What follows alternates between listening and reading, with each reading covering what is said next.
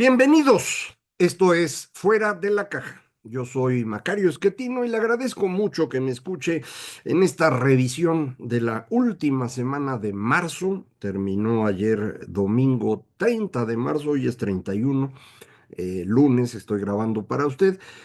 Una semana en la cual empezamos con el tema de Cuauhtémoc Blanco, que se discutió en el Pleno de la Cámara de Diputados el martes de la semana pasada. Yo había comentado con usted, pues, la esperanza de que las mujeres diputadas actuaran como correspondía, es decir, procediendo a quitarle el fuero al señor para que frente a un juez pues veamos si es o no culpable de este intento de violación a su media hermana, como ella lo acusa.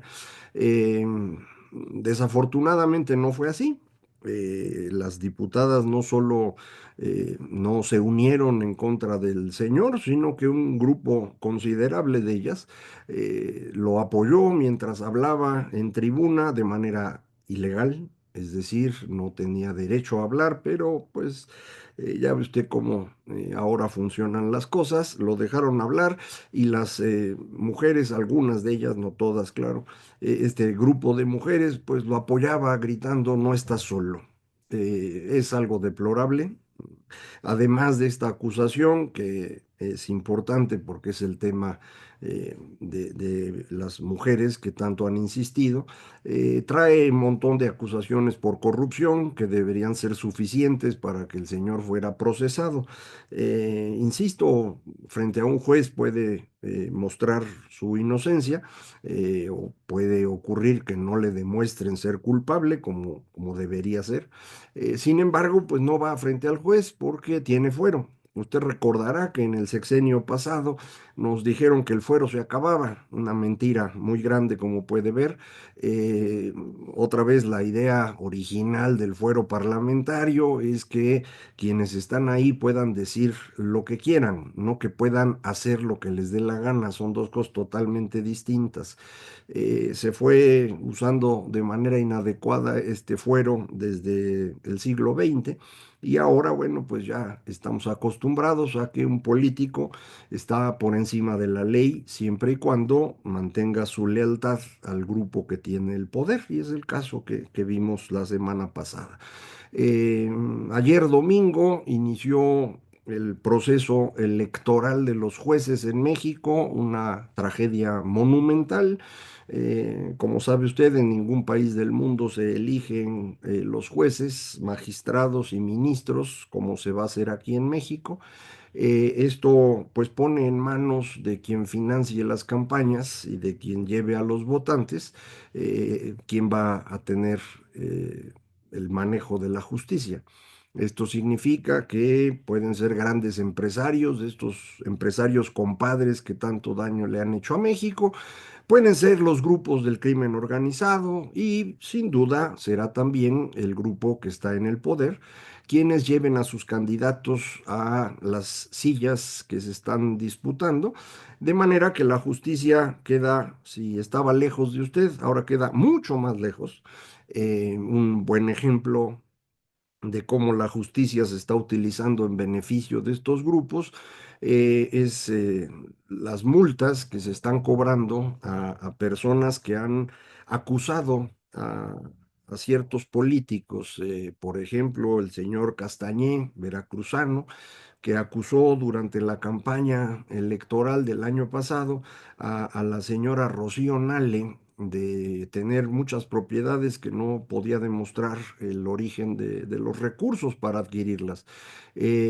Pues una juez lo está castigando con el argumento de que pues está dañando la moralidad, digámoslo así, la reputación de la señora Nale, porque entre otras cosas le dijo zacatecana, cosa que efectivamente es la señora, nació en Zacatecas.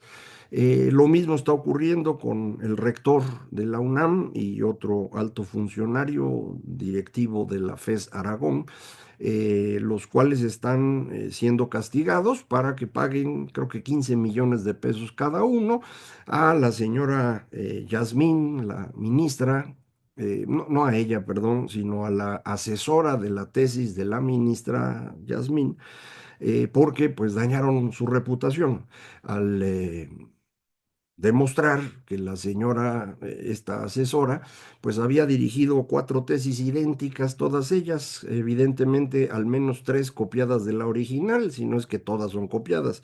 Eh, pues ahora resulta que por haberlo dicho, pues están dañando la reputación y tienen que pagar. Yo supongo que en los procesos de apelación esto se irá aclarando, pero en cualquier caso, este es el uso de la política, perdón, de la justicia para acallar a los críticos públicos. Esto es una estrategia utilizada en muchas partes del mundo, en particular en países autoritarios, y eso es lo que están haciendo ahora. Entonces, ya puede usted imaginar lo que ocurrirá dentro de 2 meses, cuando todos los jueces le deban la posición, ya sea al grupo en el poder, al crimen organizado o a los empresarios compadres. Todos estarán en contra de los ciudadanos normales, como usted y yo, a ver cómo nos va, pero no parece que vaya a estar bien.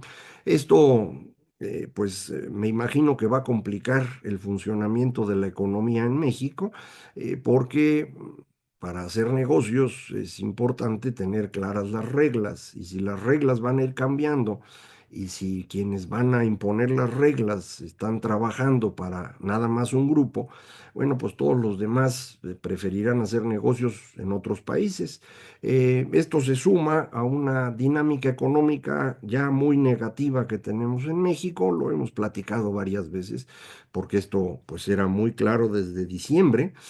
Sin embargo, pues cada dato que aparece confirma una desaceleración muy marcada de la economía mexicana ya en enero.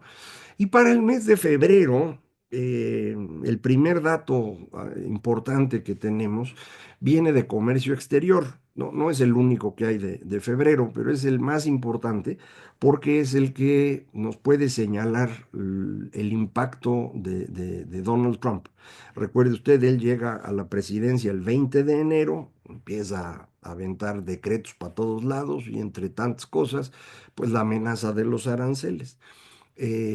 Por consecuencia, la mejor forma de ver el impacto sería, pues, en exportaciones e importaciones de México. Las importaciones de bienes intermedios en México tuvieron una caída de 15 puntos en febrero comparado con enero. Es decir, se reduce en 15 puntos la importación de insumos para la industria. Esto es una caída muy importante que solamente podemos ver en momentos de grave crisis. Las recesiones anteriores, la de 95, la gran recesión, un poco en la recesión .com 2001-2003, que no fue tan profunda, pero sí muy duradera, y también durante la pandemia. Esos puntos se parecen a lo que pasó ahora en febrero, sin aranceles realmente. Era nada más la amenaza de los aranceles lo que de pronto hizo que todo el mundo dejara de importar, porque no saben si lo que van a producir lo van a poder exportar. Estas importaciones de bienes intermedios son el grupo más grande de importaciones que tenemos y reitero, son los insumos para la industria que produce mucho para exportación y un poco para el mercado nacional. Entonces, si el mercado nacional pues andaba malón y a eso le suma a usted la amenaza de que no va a poder exportar o lo va a hacer a un precio muy elevado y por lo tanto va a vender menos, pues todo el mundo dice, a ver, espérate, güey, vamos a frenar la producción en lo que vemos que pasa. Eso ya se nota en febrero. Ya estamos terminando marzo el día de hoy. No sé qué pasó en marzo, no tenemos datos, empezarán a salir pronto, pero supongo que estará un poquito peor que febrero, al menos un poquito peor, puede ser mucho peor. De hecho, la semana pasada, el señor Donald Trump anunció aranceles de 25% en la industria automotriz. Los que quieran exportar autos a Estados Unidos van a pagar 25%. Hubo quien leyó el anuncio de una manera muy optimista y decían, nada más se va a aplicar el 25% a la parte que no cubre el TEMEC. Pero resulta que ahí hay un detallito en el texto que es muy importante.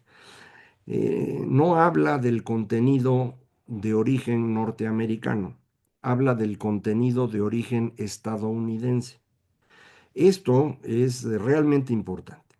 Desde que firmamos el NAFTA, el Tratado de Libre Comercio, y que empezó a funcionar en 94, lo que se hizo fue construir una idea norteamericana de producción. Si usted producía algo cuyas partes se hicieron en México, Estados Unidos o Canadá, se considera norteamericano y por lo tanto tiene derecho a un tratamiento especial, al tratamiento del Acuerdo de Libre Comercio. Eh, el TEMEC, que se hizo a instancias del señor Trump, modificó muchas cosas, pero mantuvo el tema del contenido de origen norteamericano. Lo que se hizo a instancias del señor Trump fue elevar ese contenido. En vez de que fuera 50 o 60 o 66%, lo llevaron a 75%. Es decir, un automóvil debe tener 75% de sus piezas medidas en su valor construidas en alguna parte de Norteamérica, México, Estados Unidos o Canadá. Todas las grandes armadoras que hay en México cumplen eso, todas. 75, 80, por ahí están todas. Eh, pero con partes norteamericanas, de México, de Estados Unidos y de Canadá. Si usted mide nada más la parte estadounidense, el contenido de origen se baja prácticamente a la mitad. Póngale 40% para que sea fácil la cuenta. Es decir, que 60% del valor de un automóvil que se exportaba a Estados Unidos sin arancel, ahora va a pagar 25%. Si usted multiplica 25% por 60%, le va a dar un 15%. Así subirán los precios de los autos en Estados Unidos a partir de que esto entre en vigor. No entendí si eso entraba el 2 de abril, el 4 o ya mañana, no sé. Pero en el momento que esto se implemente, los autos en Estados Unidos suben 15% de su precio. Se van a vender muchos menos, pero muchos menos. Y esto significa que la producción de autos en México se va a desplomar, porque pues trabajamos para venderles a ellos. Nosotros aquí en México estaremos comprando, cuando estamos así de super lujo, cerca de 1 millón de autos al año. Producimos cuatro más o menos. Entonces los otros tres van para allá. Si esos 3 millones ya no se van a vender, pues entonces imagínense el tamaño de la caída.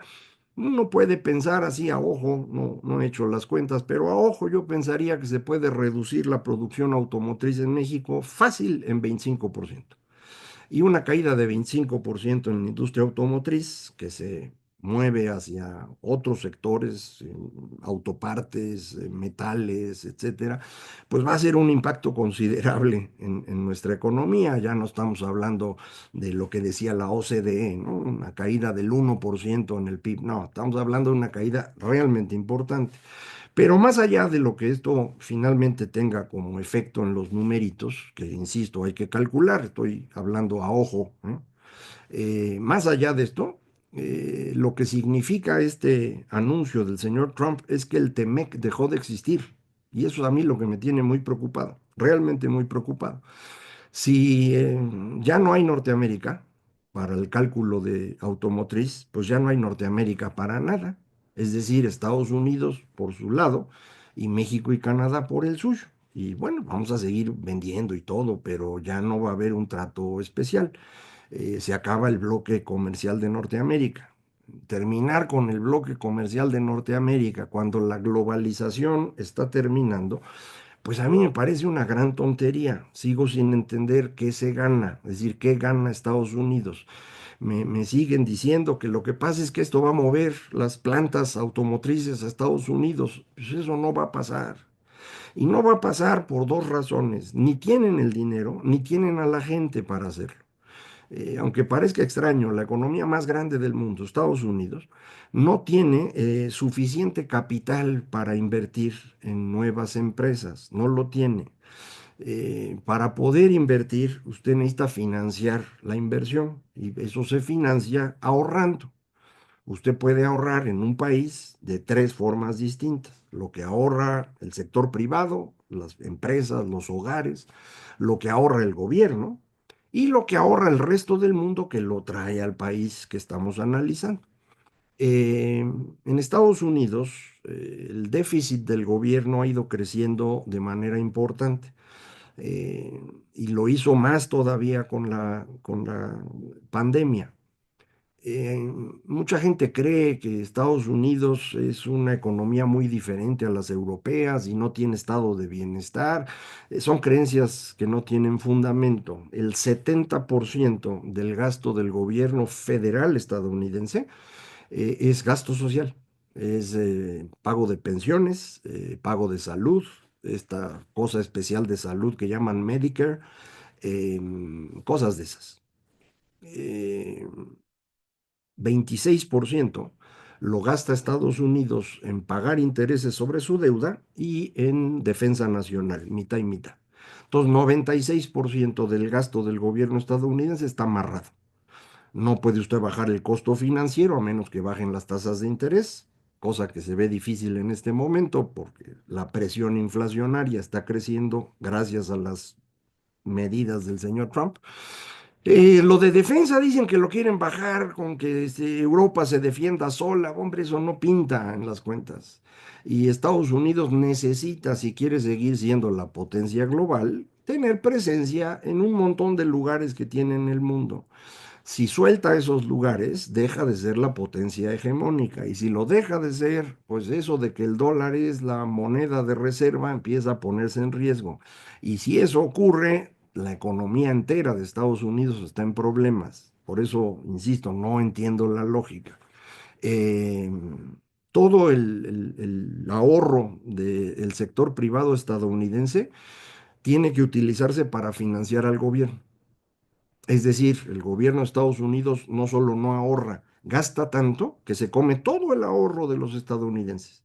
De manera que el financiamiento de la inversión estadounidense llega de ahorro externo, de mexicanos, de chinos, de japoneses, los que usted quiera, pero de fuera. Cuando ese dinero entra a Estados Unidos, por obligación, provoca una salida de dinero en la misma proporción que ocurre en los bienes y servicios. Es decir, el ingreso de capitales a Estados Unidos provoca una salida de dinero en lo que se llama cuenta corriente, en la balanza comercial, en el famoso déficit que le preocupa a Trump. Al querer bajar el déficit con tarifas, no entiende que el origen del déficit no es el precio de los bienes, cada uno por separado, es ese flujo de dinero que está llegando del resto del mundo. Si ese flujo no se reduce, el déficit no se va a reducir. Ahora bien, el tamaño del déficit de cuenta corriente o superávit de capital que tiene Estados Unidos es relativamente bajo, es perfectamente manejable, no es un problema. Entonces, insisto, no veo por qué lo quiere resolver si no es un problema. Me dicen, no, es que es un tema de seguridad nacional. Las manufacturas se tienen que hacer en Estados Unidos. Ok, para hacerlas necesitas la inversión. La inversión que hoy tienes, que es puro ahorro externo, es chiquita. Si quieres invertir más, pues necesitarías más ahorro de los hogares y empresas estadounidenses, que no se ve cómo. Necesitarías que el gobierno baje su déficit, que tampoco se ve cómo. Dicen, no, es que eso es lo que está haciendo Elon Musk con esta área nueva que crearon. No, él lo que está haciendo es desordenar todo. Le pasa lo que a muchos que nunca trabajaron en el gobierno no entienden cómo funciona el gobierno. Y no es una cosa simple modificar los gastos de un gobierno, sobre todo del tamaño de Estados Unidos. Entonces no está logrando nada, está desordenando algunos programas, pero eso es todo. No puede bajar el déficit, entonces pues necesitarían que subiera el ahorro de los estadounidenses, que no se ve cómo. La otra forma sería que llegue más ahorro del exterior, pero esto te obligaría a tener un mayor déficit en cuenta corriente. Entonces, ¿cómo le haces para construir las empresas? Ya han construido empresas en Estados Unidos, plantas de manufacturas, y no encuentran a la gente para trabajar, porque Estados Unidos no tiene suficiente gente para todo. Ellos tienen ocupado al 98% de las personas en edad de trabajar y con ganas de hacerlo. 98%. Hay 2% de desempleo, que es lo normal, más bajo de lo normal. ¿De dónde sacas a los trabajadores para las empresas? La mayor parte de los trabajadores estadounidenses están en servicios. ¿Cómo los mueves a convertirlos en trabajadores industriales? Pues si no es así, enchilame otra, ¿no? Entonces, insisto, lo que estamos viendo en Estados Unidos es una serie de ocurrencias del señor Trump que no tienen lógica, pero no solo están desestabilizando el sistema financiero global, como lo puede usted ver en bolsas de valores, precio del oro, etcétera, sino que para nosotros está implicando el fin del TEMEC. Y esto sí es algo grave. Creo que los grandes empresarios estadounidenses, en particular de la industria automotriz, estarán estos días tratando de convencer al señor de que se controle. Si lo logran, pues tenemos algo de tiempo. Si no, insisto, se acaba el TEMEC, no tenemos alternativa en este momento. El ajuste va a ser considerable, de manera pues que uno quisiera traer buenas noticias y no hay. Pero pues conforme vayamos encontrando más información, la platicamos aquí. Muchísimas gracias. Esto fue Fuera de la Caja.